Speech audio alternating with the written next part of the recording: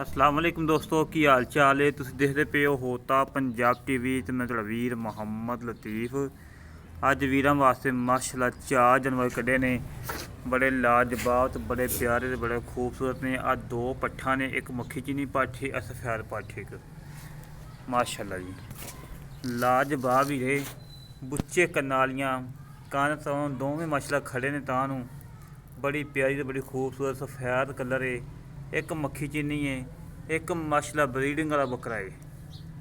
Breeding वाला बकरा बड़ा लाजवाब बड़ा प्यारा ते बड़ा खूबसूरत है। दोवें पट्ठा ही इस बकरे को नवियां हुई ने, इस बकरे को नवियां हुई माशाल्लाह। बड़ा लाजवाब बकरा है, बड़ा सोहना बकरा माशाल्लाह, मोटा ताज़ा है और सोहना सुनखा है। आ एक पाठे माशाल्लाह सफेद, ये भी नवी हो गई है। आ मक्खी चीनी नवी हो गई माशाल्लाह। तसलियां करन एक बकरा है ये अल्लाह लोग,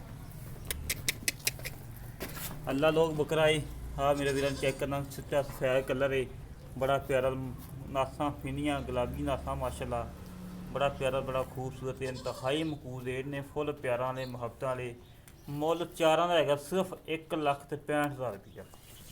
1,65,000 सिर्फ मुल चारां का, कोई मुल नहीं दोस्तों, शौक का मुल है। आ जड़ा कल्ला बकरा कोई बंदा समझदार हो जिन्होंने पता कि इस बकरे की कदर का आ जड़ा अल्लाह लोग है। ये बकरा कल्ला ही इको सारी बकरा ने मुलता है। इतना प्यारा तो इतना खूबसूरत है। और चिट्टी पाठी माशाल्लाह बड़ी प्यारी है। मक्खी चीनी बड़ी प्यारी माशाल्लाह, मोटियां तालियां ने। और जो बकरा है माशाल्लाह कुरबानी भी लगता अल्लाह के मल, बड़ा प्यारा बकरा माशाल्लाह। तसलियां करो मेरे वीर। और सारा रब्ता नंबर है 306 51 10 914, कॉल नंबर है, व्हाट्सअप नंबर है, ये imo number 0306 51 10 914, call number, WhatsApp number, imo number. जेह्ड़े वीर नूं पसंद आन साढ़े नाल रब्ता कर लवे।